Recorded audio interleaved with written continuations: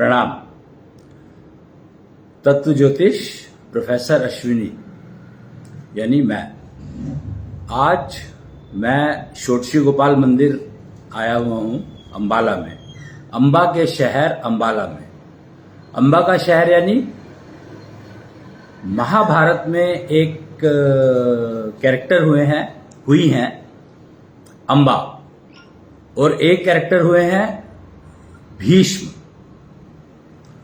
तो जब इनको जोड़ा गया और समझे गए कि सभी पूछते हैं कि महाभारत का परिणाम क्या था। नहीं, महाभारत शुरू किसने करवाई? कोई द्रौपदी का नाम लेता है, कोई कुंती का नाम लेता है, कोई कर्ण का नाम लेता है, कोई दुर्योधन का नाम लेता है, कोई शकुनी का नाम लेता है, और वगैरह वगैरह पता नहीं कितने लोगों का नाम लिया जाता है महाभारत के शुरू करवाने में। परंतु हम जब एक्चुअली महाभारत की शुरुआत की बात करते हैं तो शायद पता नहीं कहां पहुंच जाते हैं हम लोग। एक कैरेक्टर हुए हैं गंगा, और उन्होंने विवाह किया था शायद शांतनु से।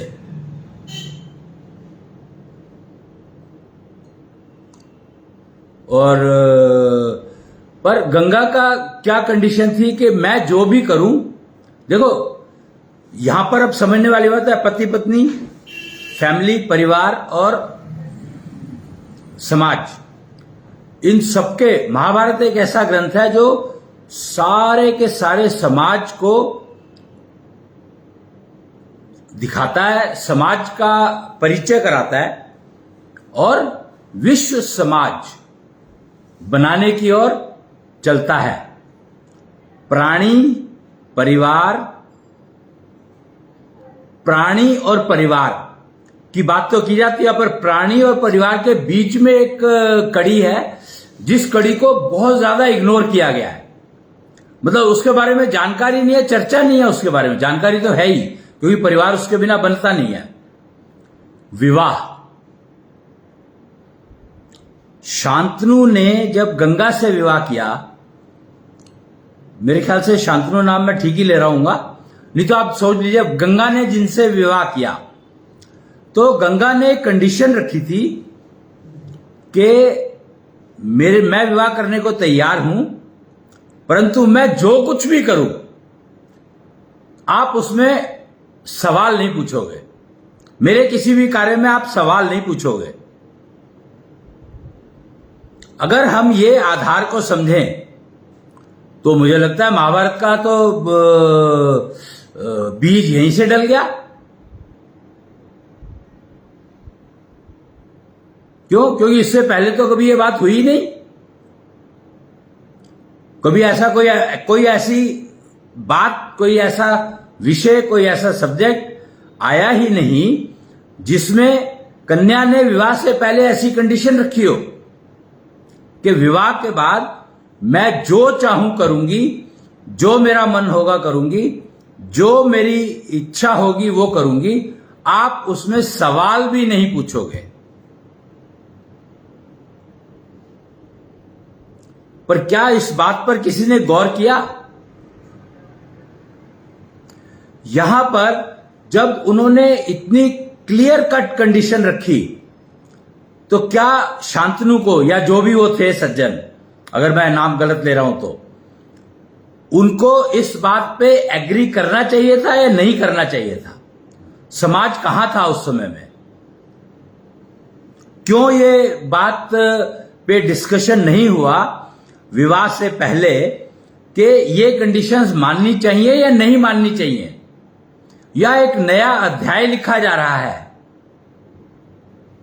वुमेन एम्पावरमेंट की अगर बात करते हैं तो मेरे ख्याल से इससे तो अच्छा कुछ हो ही नहीं सकता।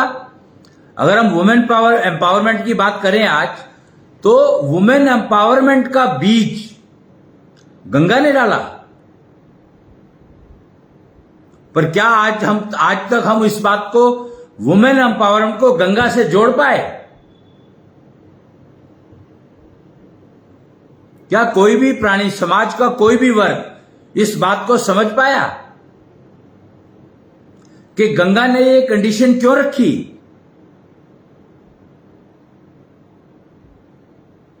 है ना सरप्राइजिंग, हैरानी की बात कि इतनी क्लियर कट कंडीशंस।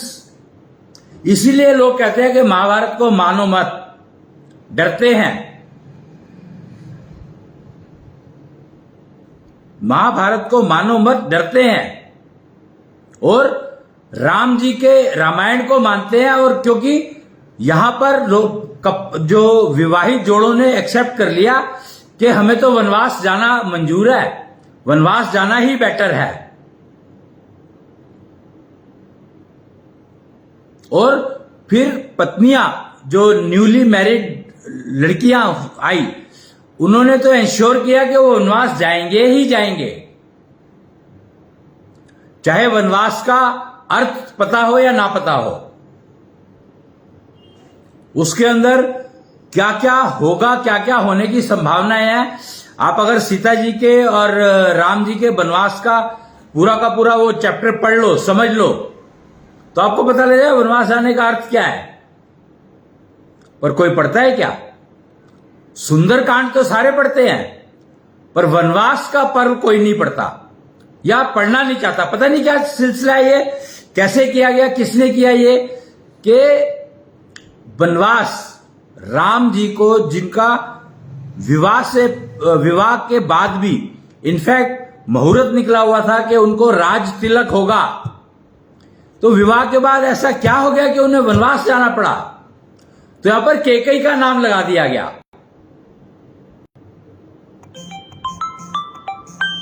आप 1 मिनट होल्ड करेंगे?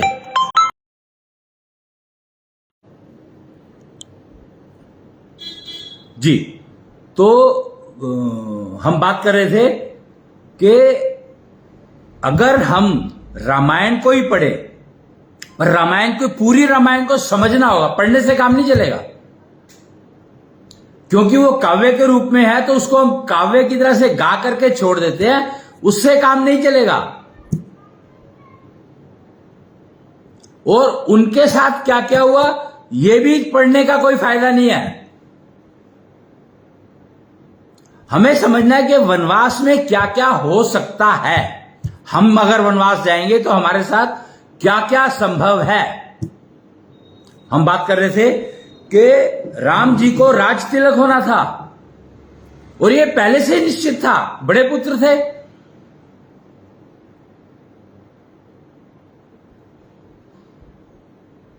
बड़े पुत्र थे, तो उनका राज तिलक तो होना ही था और किसी को ऑब्जेक्शन भी नहीं था, किसी को भी।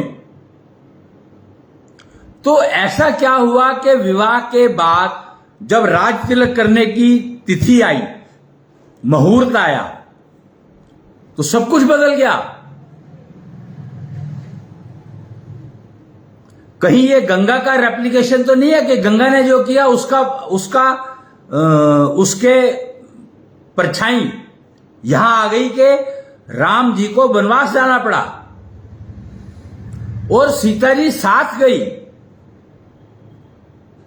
क्यों? सीता जी तो रह सकती थी वहां पर अपने ससुराल में,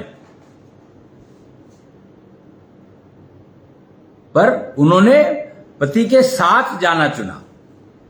तो आजकल के जो वो है लोग, वो ये तो लेते हैं कि देखो सीता भी तो गई थी साथ में, पर ये कोई नहीं समझना चाहता कि सीता जी के कारण ही राम जी को वनवास हुआ। किस्मत का कितना बड़ा रोल होता है, आप इस बात को आपको समझना ही होगा। गंगा ने जो कहा था, कंडीशन रखी थी कि मैं जो भी करूं, जो कुछ भी करूं, उसके लिए आप सवाल नहीं पूछोगे। उसने ये बात कही क्यों? तो उसने क्लियर कट समझाया कि कर्म फल सबके अपने अपने हैं। तब तक गीता का उच्चारण हुआ नहीं था, तब तक गीता पिक्चर में नहीं आई थी। जब गंगा का विवाह हुआ तो गीता पिक्चर में नहीं थी, लेकिन रामायण हो चुकी थी। तो आप इस बात को समझो कि गंगा ने क्यों कहा यह बात कि मैं जो कुछ भी करूं, आप उसमें सवाल नहीं पूछोगे। और उसने मान क्यों लिया, ये दोनों पॉइंट समझने पड़ेंगे हमें कि शांतनु ने मान क्यों लिया और गंगा ने ये बात कही क्यों। तो दोनों प्राणी अच्छे से जानते थे कि सबके कर्मफल जो आपकी नब्ज में लिखे होते हैं, और जो नब्ज में लिखे कर्मफल है वही आपके हाथ पे प्रिंट होते हैं। वो कहते हैं ना कि इंसान जब पैदा होता है तो लेकर क्या आता है, और जब मरता है तो लेकर जाता क्या है। तो जब मरता है तो वो लेकर के जाता है अपनी उंगलियों के निशान। और जब वो लोग कहेंगे कि ये तो उंगलियों के निशान तो जल गया, प्राणी को संस्कार कर दिया, उसका जल गया या धरती में कर दिया, जो भी उसका किया, और तो उसके हाथ तो खत्म हो गए, लकीरें तो खत्म हो गई। पर ये लकीरें बनती कैसे हैं ये समझना होगा। ये लकीरें बनती है आपकी नब्ज से। आपकी नब्ज कुदरत का जो बनाने वाले का, जिसने सिस्टम बनाया, इंसान बनाया, उसने डिजाइन में कितना परफेक्शन था उसका कि आपकी जो नब्ज का जो ज्ञान है, नब्ज के अंदर जो इंफॉर्मेशन है, नब्ज के अंदर इंफॉर्मेशन क्या होती है, कर्मफल, रूट कॉज। आपको जिंदगी में कोई भी समस्या आती है तो वो वही आती है जो आपके कर्म फलों में लिखी हुई है। और कर्म फल हर प्राणी का अपना अपना होता है। गंगा को यह बात एब्सोल्युटली क्लियर थी, तो उसने ये कंडीशन रखी कि तुम मुझे कुछ कहोगे नहीं, कुछ करोगे नहीं, कुछ भी नहीं कहोगे, सवाल भी नहीं पूछोगे। क्यों? अगर गंगा कोई काम कर रही है और सवाल उसने पूछा तो उसका कर्मफल बढ़ जाएगा। किसका? गंगा का नहीं बढ़ेगा, सवाल पूछने वाले का कर्मफल बढ़ जाएगा। गंगा इस बात को जानती थी, और शांतनु ने फिर भी विवाह को हां किया, क्योंकि शांतनु भी इस बात को समझता था। मनुस्मृति में यह लिखा हुआ है कि भैया आपके जो कर्मफल हैं वो आपके नब्ज में लिखे हुए हैं। अभी तो हकीम जो आयुर्वेद है वो नब्ज में दोष पड़ती थी, कर्मफल नहीं पड़ पाई थी। और जो तत्व ज्योतिष है वो कर्मफल पड़ती है, वो कर्मफल को समझती है। अगर कोई भी समस्या आई है तो उसका कर्मफल क्या था, उस कौन सा ऐसा कर्म किया होगा जिसका कर्मफल ये मिला उसको। तो तत्व ज्योतिष में वो ज्ञान उपलब्ध है, वो तपस्या का परिणाम उपलब्ध है जो आपकी नब्ज में आपके कर्मफल को पढ़ सकता है। गेम क्या है कि कुछ लोग तो कर्मफल पढ़ सकते हैं, आपकी प्रॉब्लम आए या ना आए, कब आएगी ये पता लग जाता है उनको। कुछ लोग समस्या आने के बाद पढ़ते हैं कि अच्छा आपका ये कर्मफल था, उसकी वजह से ये तत्व बिगड़ा। देखो रूल क्या है, कर्मफल अगर आपका जब भी कर्मफल आएगा तो आपका एक तत्व, 5 तत्वों से शरीर बना है, और इन 5 तत्वों को शुक्र से जोड़ा जाता है। ऐशो एनर्जी कहा गया इसको, ऐश्वान एनर्जी, शुक्र से जोड़ा जाता है उसको। शुक्र से जोड़ा जाता है मतलब शुक्र की एनर्जी को ऐश्वान एनर्जी कहा गया है। और उससे उस शुक्र is responsible for integrating the 5 elements to form a shape. कोई भी शरीर बनता है तो 5 तत्वों से बनता है, लेकिन उन 5 तत्वों को शेप में रखने के लिए शुक्र का उपयोग किया जाता है। तो जो आयुर्वेद का मेडिकल सिस्टम है या कोई भी मेडिकल सिस्टम जिसमें नब्ज पढ़ करके डायग्नोस किया जाता है, तो उसमें दोष डायग्नोस किए जाते थे। समस्या आपको जरूरी नहीं है फिजिकल आए, बुखार हो गया, खांसी हो गई, जुकाम हो गया, लीवर खराब हो गया या हार्ट खराब हो गया वगैरह वगैरह। नहीं, मानसिक 3 तरह के रोग आते हैं, मानसिक, शारीरिक और स्पिरिचुअल, आत्मिक। एक ना दो शब्द है, आत्मिक और आध्यात्मिक। आजकल एक टूरिज्म का सिस्टम चला हुआ है, तो वो आध्यात्मिक टूरिज्म है, आत्मिक टूरिज्म कोई नहीं कराता। कल ही मैं एक पोस्ट पढ़ रहा था, पंकज आत्मिक सोलिज्म, आत्मिक टूरिज्म यानी सोलिज्म का टूरिज्म, आत्मा का टूर। एक तो आप जब ट्रैवल करते हो ना, तो आप तो शरीर से ट्रैवल करते हो, तो शरीर का ट्रैवल हो गया, वो भौतिक टूरिज्म कह दिया उसको, फिजिकल टूरिज्म। दूसरा जो आजकल बहुत पॉपुलर हो रहा है वो है आध्यात्मिक टूरिज्म, स्पिरिचुअल टूरिज्म। आध्यात्मिक टूरिज्म, उसमें आप मन से जाते हो तीर्थ करने के लिए, तो मन और शरीर दोनों इन्वॉल्व है उसमें। और तीसरा होता है सोलिज्म, आत्मिक टूरिज्म, आत्मिक पर्यटन। तो आत्मिक पर्यटन, ऐसे ही जो दोष देखते हैं वो आध्यात्मिक है, और जो तत्व देखते हैं वो पर्यटन, वो आत्मिक है।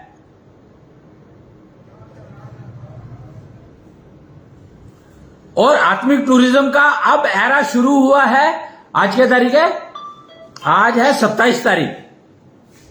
तो आज से शुरू हुआ है, आज से नहीं, आज 27 है ना, 29 तारीख से शुरू होगा। विचार इस पे शुरू हो चुके हैं, बात शुरू हो चुकी है, चर्चा शुरू हो चुकी है, फर्म का नाम बना दिया गया है। और ये मेरा नहीं है, कहीं आप सोचोगे मैं उसकी एडवर्टाइजमेंट कर रहा हूं। मैं आत्मिक टूरिज्म, आध्यात्मिक टूरिज्म और फिजिकल टूरिज्म, भौतिक टूरिज्म के डिफरेंस की बात समझाने की कोशिश कर रहा हूं आपको।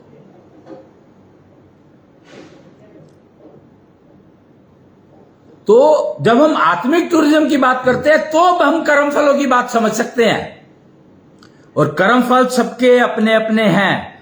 डिजिटल लिविंग का मतलब समझो आप। अभी तक हम जो कन्वेंशनल लिविंग में रह रहे हैं, रामायण काल की और महाभारत काल की लिविंग में रह रहे हैं। अब जो है कृष्णांश की लिविंग शुरू हो चुकी है, यानी कृष्णांश की लिविंग का मतलब डिजिटल लिविंग, यानी कलिका अवतार व्यवस्था। और कलिका अवतार व्यवस्था में कर्म फलों पर आधारित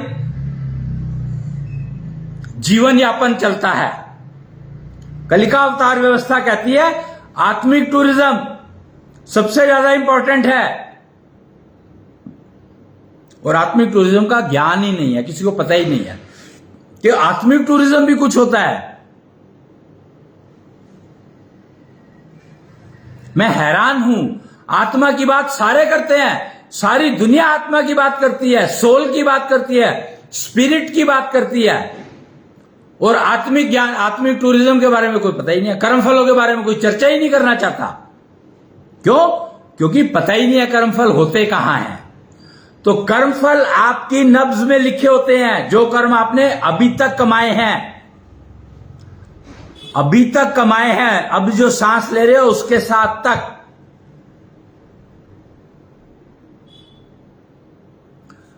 आत्मिक टूरिज्म कहता है कि भविष्य की चिंता करोगे तो वर्तमान सुधरेगा,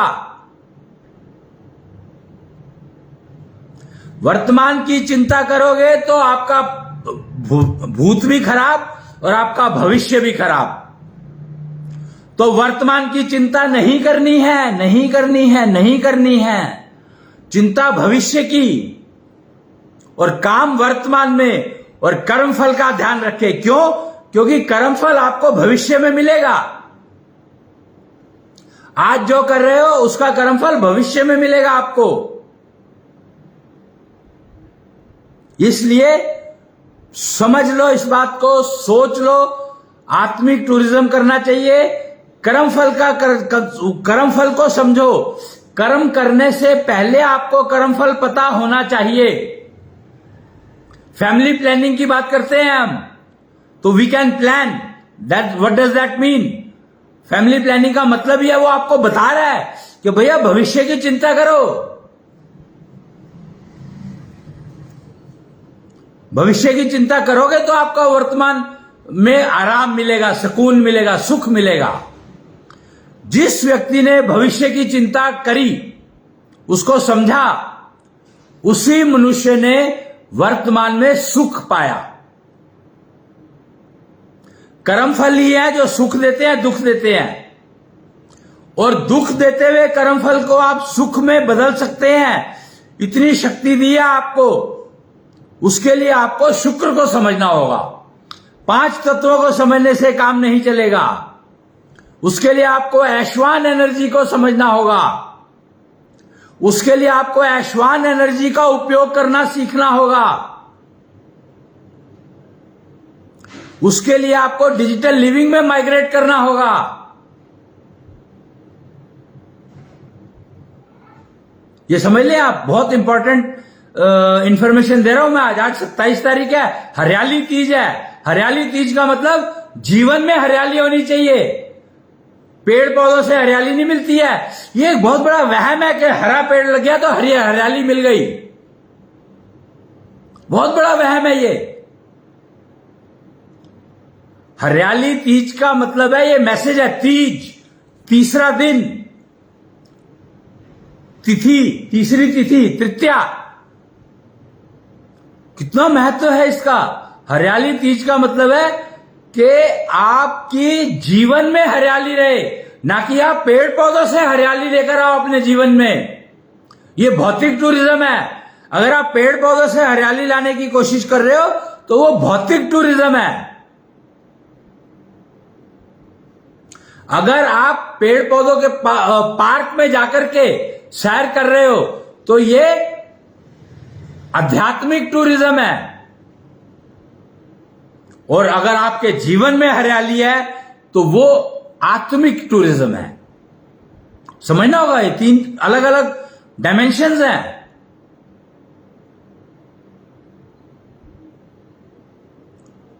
और तीज, 3 यानी ब्रह्मा विष्णु महेश, यानी माता पिता संतान।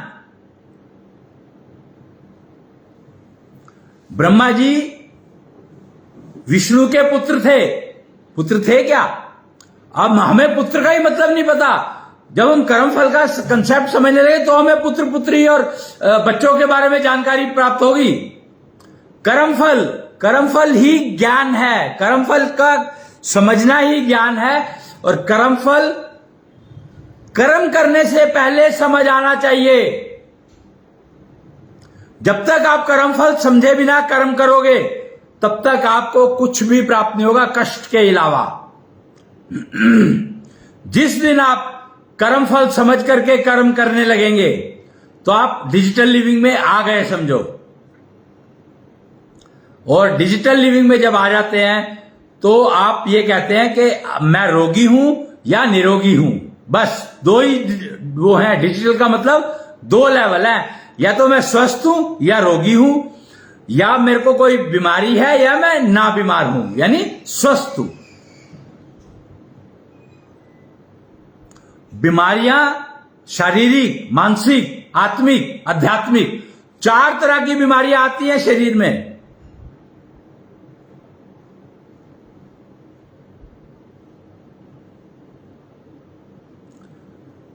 तो आज मेरे को ये बहुत इंपॉर्टेंट मैसेज देना था और मैं कृष्ण ईष्ट के दरबार में बैठा हूं।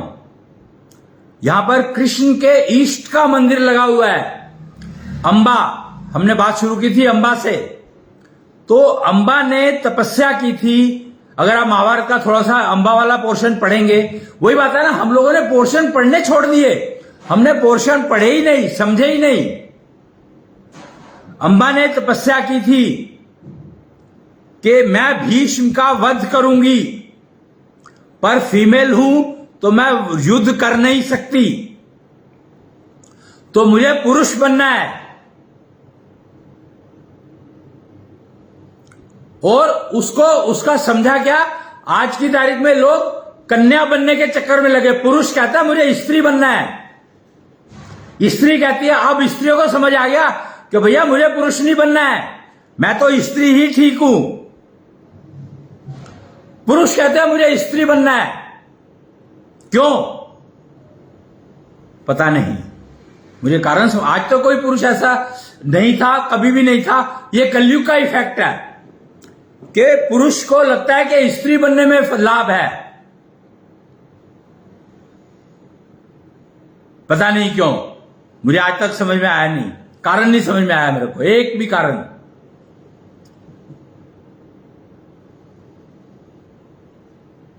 आपको पता है कि स्त्रियों में जो जन्म से स्त्री होती है उसके अंदर 6 कर्मेंद्रियां, 6 ज्ञानेंद्रियां होती हैं, लेकिन पुरुष क्योंकि स्त्री बन गया तो उसमें तो 5 ही होती है।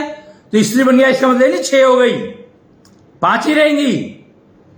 अगर पुरुष स्त्री हो गया इसका मतलब ये नहीं कि हाथों की लकीरें बदल गई, नहीं, नब्ज नहीं बदलेगी, उसके सोचने का तरीका नहीं बदलेगा, उसका काम करने का तरीका नहीं बदलेगा, बल्कि इनएफिशिएंट हो जाएगा, कॉन्ट्राडिक्शन हो जाएगी,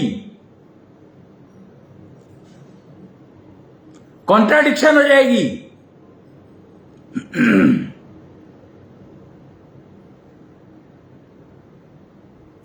तो हरियाली तीज पर अपने जीवन में हरियाली रहे, उसके लिए आपको डिजिटल लिविंग में ही माइग्रेट करना पड़ेगा। और गंगा और शांतनु, इनके जीवन को समझो, उससे ही शुरुआत करनी पड़ेगी आपको। बाकी और कहीं से भी शुरुआत कर लो आपको कुछ नहीं मिलेगा, समझ आएगा ही नहीं। कर्मफल अगर समझने हैं, गीता का ज्ञान समझना है, तो आपको सबसे पहले गंगा और उसके पति, उन दोनों को समझना होगा, उन दोनों की सारी कथा पढ़नी होगी, और पढ़नी खाली नहीं होगी, समझनी पड़ेगी, तभी काम चलेगा, तभी आप कुछ प्राप्त कर पाएंगे, तभी आप कुछ सीख पाएंगे, तभी आप कुछ समझ पाएंगे। क्योंकि हम कर्म फलों की बात कर रहे हैं। तो गंगा का जागरण, अभी ना विष्णु जागृत हुए हैं। अगर आपको पता हो, पता नहीं मेरे को, आप काल के बारे में क्या जानते हैं? काल और समय में बहुत फर्क है। एक्चुअली एक तो कंफ्यूजन बहुत हुआ, काल और समय में बहुत फर्क है। तो हम काल के बारे में जानते हैं, क्या जानते हैं पता नहीं मेरे को। समय के बारे में क्या जानते हैं आपको पता है, घड़ी बताती है। काल कौन बताता है? और काल के बाद एक और चीज होती है, 3 है, त्रिकाल। एक समय, एक काल और एक त्रिकाल। त्रिकाल जो है वो आपको, त्रिकाल का ज्ञान, समय का ज्ञान आपको दिनचर्या में काम आता है, दिनचर्या में।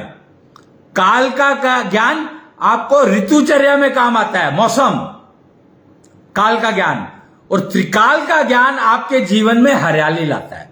देखो समय जो है वो तो आपको दिनचर्या में काम आ गया, अगर काम अच्छा करोगे तो आपको अच्छा फल मिलेगा, खराब करोगे तो खराब फल मिलेगा। तो ये तो समय हो गया। काल यानी हरियाली, बाहर, बारिश से बरसात होती है तो हरियाली हो जाती है बाहर, तो हरियाली बाहर। अगर आप काल को समझते हैं तो आपको बाहर की हरियाली समझ आएगी। परंतु अब जब से आप त्रिकाल को समझने लगेंगे तो आपको अपनी हरियाली समझ में आने लगेगी, गंगा की हरियाली समझ में आने लगेगी, शांतनु की हरियाली समझ में आने लगेगी, कर्म फलों की हरियाली समझ में आने लगेगी।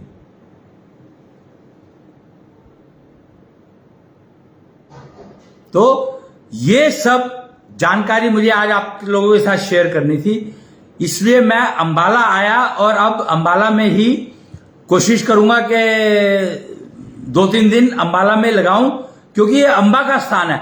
कृष्ण को महाभारत के लिए यहां आना पड़ा, पता है आपको, कि कृष्ण को महाभारत के लिए स्थान चुनना था, तो अंबा ने उसको यहां बुलाया कि भीष्म को यहां लेकर आओ, मुझे उसको मारना है।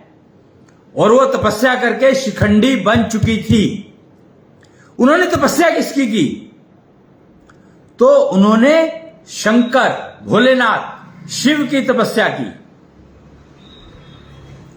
अब जो है, गंगा के जागरण की बात की थी मैंने, तो अब जो है इस हरियाली तीज से आप समझ लो कि श्री शिव, शिव का गंगा धारण रूप, शंख टेक्नोलॉजी जो चतुर्भुज विष्णु ने दी थी, उसका उपयोग करके शिव ने तैयारी की गंगा को लेने के लिए। सिर पर धारण किया था उन्होंने, तो उसमें शंख टेक्नोलॉजी का उपयोग किया था।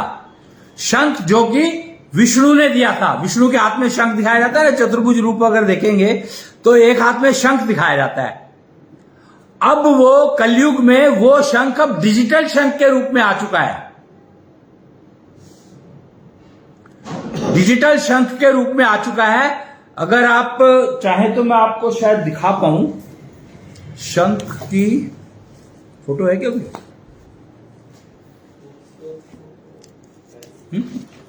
ये शंख पड़ा, इसमें बैग में देख मेरे, देखिए, हाँ ये रहा, ये देखिए, ये जो है कि शंख आपको दिखाई दे रहा होगा, ये डिजिटल शंख टेक्नोलॉजी अब आ चुकी है। वही शंख जो विष्णु ने दिया था, अब वो डिजिटल फॉर्म में आ चुका है। डिजिटल लिविंग का प्रैक्टिस टूल है ये, सबसे इंपॉर्टेंट।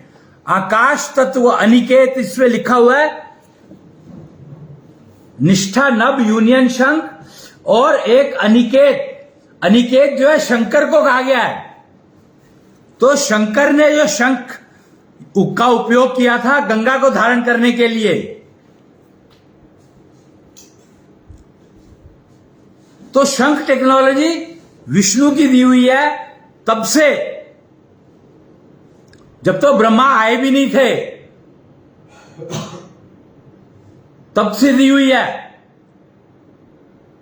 और अब वो डिजिटल शंख में आ चुकी है, जो आपको हर प्रकार के रोग से मुक्ति दे सकता है। पता है आपको कि डिजिटल शंख आपको हर प्रकार के रोग से, शारीरिक, मानसिक, आध्यात्मिक और आत्मिक, चारों लेवल के बीमारियों से मुक्ति दे सकता है डिजिटल शंख। ये प्रोसीजर्स हैं, ये 7 दिन के 7 प्रोसीजर्स हैं। 4 यहां पर देख रहे हो आप, 3 प्रोसीजर ये है, 1, 2, 3 और 4 प्रोसीजर ये दिए हुए हैं। हर रोज का एक नया प्रोसीजर है, हर रोज का, सोमवार, मंगलवार, जैसे ये है शुक्रवार का प्रोसीजर, और शुक्रवार को नया नाम दिया गया है युगलवार, यानी शांतनु और गंगा का विवाह। आपको अगर विवाह करना है तो शांतनु और गंगा जैसा करना है, ना कि राम जी और सीता जी जैसा, या कृष्ण और रुक्मिणी जैसा। फर्क क्या है तीनों में? तो और सबसे पहले कौन सा है? सबसे पहले है राम जी और सीता जी का विवाह। तो उसमें विवाह के बाद राम जी को जो राज तिलक होना था वो राज तिलक नहीं हुआ, वनवास मिला। अब इसमें महिला की वजह से मिला या किस्मत की वजह से मिला, यह समझना होगा हमें। यह समझना होगा कि विवाह जो है हमें किस्मत की वजह से, वो क्या कहते हैं उसको, राज तिलक होना था, और किस्मत ने पलटा खाया और उनको वनवास हुआ। तो किस्मत राम जी की अलग है, सीता जी की अलग है, लक्ष्मण की अलग है। तो वनवास तो राम जी को हुआ था, सीता जी की हो गई साथ में, क्योंकि सीता जी को लगा कि उनकी किस्मत की वजह से राम जी को वनवास हुआ। समझो, आप सोचो कितना, किस लेवल तक सोचते थे ये लोग, कर्मफलों को समझते थे ये लोग कितने लेवल तक, कि सीता जी ने कहा, समझा कि राम जी को जो राज तिलक होना था वो वनवास हुआ तो उनकी किस्मत की वजह से हुआ। मुझे नहीं पता वो किस्मत मानते थे या नहीं मानते थे। किस्मत यानी कर्मफल, किस्मत और कुछ नहीं है, आपके कर्मफल ही है। तो गंगा ने उस एपिसोड को ध्यान में रखते हुए, क्योंकि राम और सीता का विवाह तो पहले हो गया था, तो उसको ध्यान में रखते हुए गंगा ने कहा कि मेरी किस्मत मेरे साथ है, आपकी किस्मत आपके साथ है। तो आप जो करोगे आप भुगतोगे, मैं जो करूंगी मैं भुगतूंगी। इसलिए आप मेरे से सवाल करोगे तो आपकी किस्मत फूटेगी। बस समझो कि गंगा ने क्या कहा कि अगर आप मेरे से प्रश्न करोगे, सवाल करोगे तो आपको नुकसान होगा। Early warning. और हुआ, प्रूव हो गया। ये भीष्म पितामह के समय में शांतनु ने सवाल पूछ लिया और भीष्म पितामह को वो नहीं मिल पाया जो मिलना था। और नुकसान क्या हुआ? नुकसान ये हुआ कि उनका जो जीवन था उसकी दिशा ही बदल गई, दशा ही बदल गई, सब कुछ बदल गया उनके लिए। और अंबा, उन्हीं की वजह से अंबा ने कसम खाई कि भीष्म को मैं मारूंगी और स्त्री की जगह पुरुष बनना पड़ा। बनने के लिए तपस्या करनी पड़ी उनको।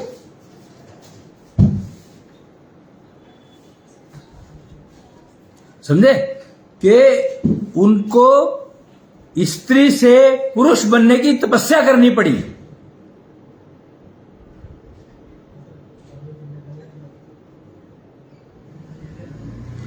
तो ये सब बातें हमें समझनी ही होंगी। शांतनु की एक गलती भीष्म पितामह के लिए अभिशाप बन गई और उस अभिशाप का असर कहां कहां गया कि उसका परिणाम महाभारत तक जाना पड़ा।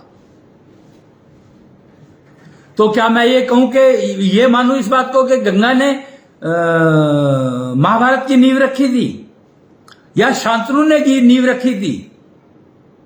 अब ये डिसीजन मैं आप लोगों पे छोड़ता हूं कि आप डिसाइड करो कि महाभारत की नींव गंगा ने रखी या शांतनु ने रखी, द्रौपदी ने रखी या दुर्योधन ने रखी, शकुनी ने रखी या कृष्ण ने रखी, कुंती ने रखी या गांधारी ने रखी?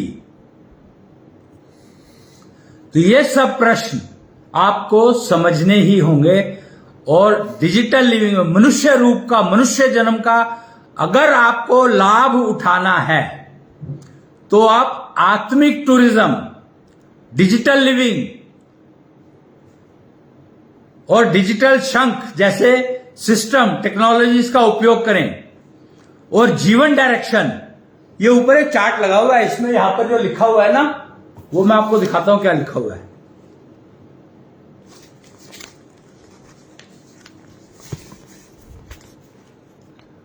Learn life's direction through alphabet. Learn life's direction through alphabet. तो जीवन की शुरुआत यहां से करनी है, एबीसी से करनी है। ए से एप्पल नहीं, ए से अकेला, एलोन।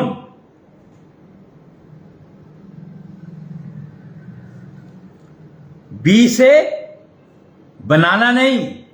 हम लोग भौतिक टूरिज्म पर ही अटक कर रह गए, शारीरिक टूरिज्म पर ही अटक कर रह गए, शारीरिक पर्यटन पर ही अटक कर रह गए।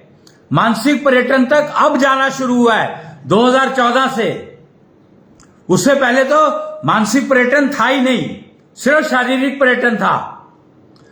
और मानसिक पर्यटन जाना शुरू हुआ 2014 से, जिसका परिणाम दिखा, जिसका जो भव्य रूप दिखा, वो दिखा महाकुंभ 2025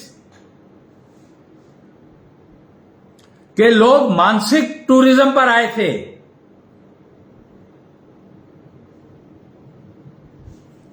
और आध्यात्मिक टूरिज्म उसके बाद से शुरू हुआ। आध्यात्मिक टूरिज्म नहीं, मेरे ख्याल से पहले शुरू हो गया राम जी के मंदिर बनने से। जब से श्री राम का मंदिर बना है तब से आध्यात्मिक टूरिज्म की शुरुआत हुई है। बढ़त मतलब पब्लिक में दिखना शुरू हुआ है, समझ आना शुरू हुआ कि आध्यात्मिक टूरिज्म क्या होता है। और मानसिक टूरिज्म दिखाई दिया महाकुंभ में। अब आत्मिक टूरिज्म का एरा शुरू हुआ है। हरियाली तीज 20-25 से शुरुआत हो गई है। मैंने आपको जानकारी दे दी है और 29 तारीख के बाद से आप इसके बारे में जानकारी प्राप्त कर सकते हो। षोडशी गोपाल मंदिर, अंबाला शहर, जलबेड़ा रोड के पास, परशुराम कॉलोनी। देखो कमाल का बात, देखो आपके परशुराम कॉलोनी, जलबेड़ा रोड। जलबेड़ा मतलब जल तत्व का प्रधान, जल तत्व से प्रधान। और सड़क जो जा रही है, वो रोड जो जा रही है, हिसार रोड कहलाती है। वो आपको कुरुक्षेत्र लेकर जाती है। कमाल है, इतना सुंदर स्थान, इतना समग्र स्थान है, एनर्जी से भरपूर, ऑरा से भरपूर। कृष्ण के ईष्ट बैठे हैं यहां पर। षोडशी गोपाल मंदिर कहलाता है ये, षोडशी गोपाल निश्चल मंदिर।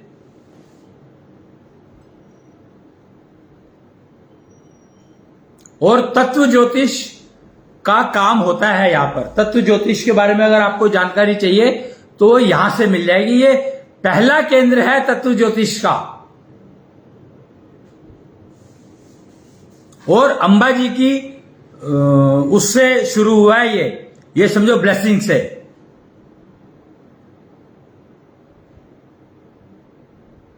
अंबा जी जो थी, अब वो मुक्ति चाहती हैं। उनका बहुत हो गया, मैंने एक प्रण गलत लिया, उस समय की मजबूरी थी, क्योंकि स्त्रियों के प्रति दुर्भावना कोई भी रखेगा, कोई भी, तो उसको हर हाल में नुकसान होना निश्चित है।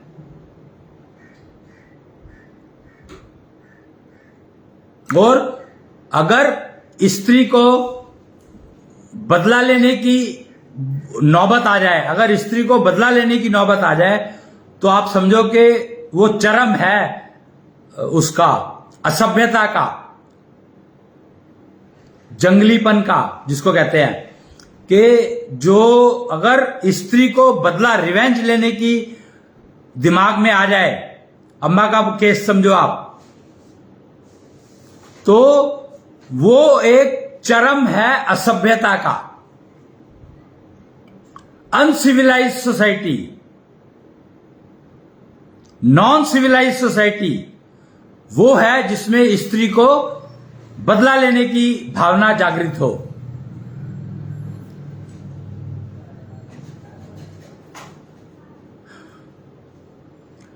तो आज के लिए इतना ही।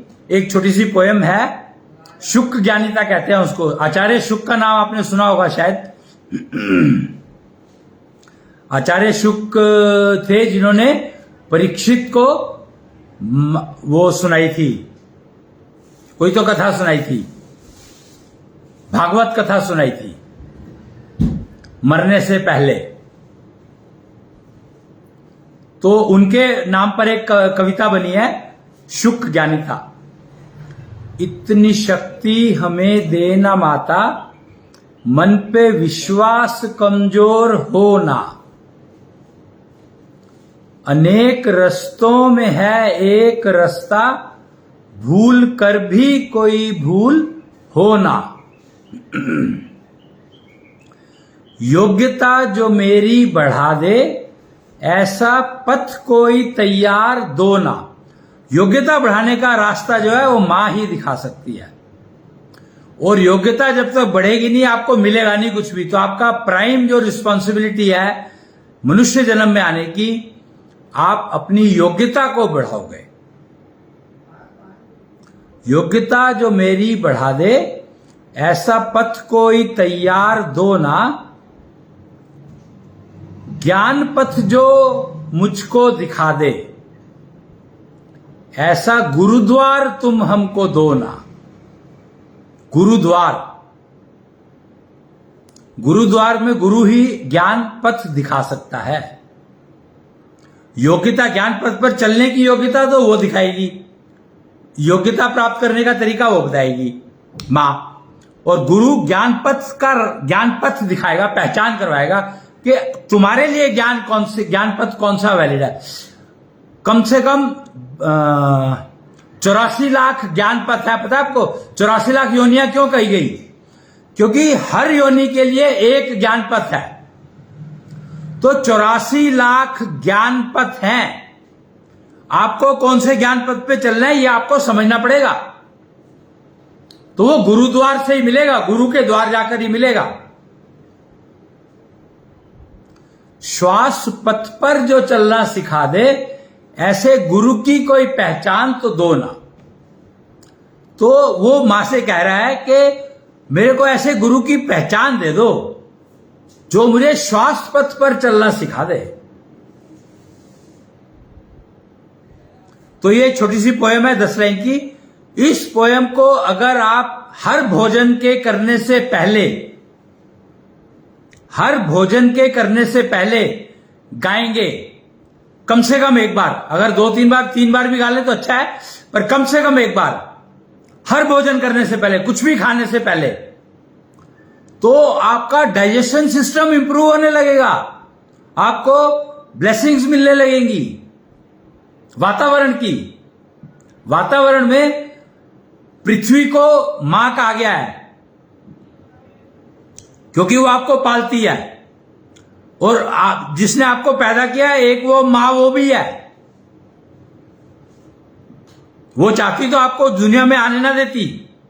गंगा ने दिखाया ये कि मैं नहीं चाहती कि मेरे बच्चे नुकसान खाएं, तो उसने उनको आने नहीं दिया दुनिया में। तो मां के ऊपर डिपेंड करता है। अगर उसने आपको दुनिया में आने दिया है तो समझो कि उसकी ब्लेसिंग तो आपको चाहिएगी ही। पृथ्वी जो जिस मां ने जन्म दिया उसको भी वो पालती है, तो पृथ्वी की ब्लेसिंग तो आपको चाहिए ही चाहिए। आपके पास कोई चॉइस नहीं है, हल नहीं है कोई, चाहिए ही चाहिए। और तीसरी है गाय। गाय क्या करती है? गाय पृथ्वी को पालती है। तो गाय, पृथ्वी की माता गाय है, हमारी माता गाय नहीं है। हमारा यहां पर कंफ्यूजन है जो फैला हुआ है, भारत में खासकर फैला हुआ है कि गाय को माता कहा गया है। एक्चुअली वो माता की माता है। तो माता की माता को माता नहीं कहते, नानी कहते हैं, नानी।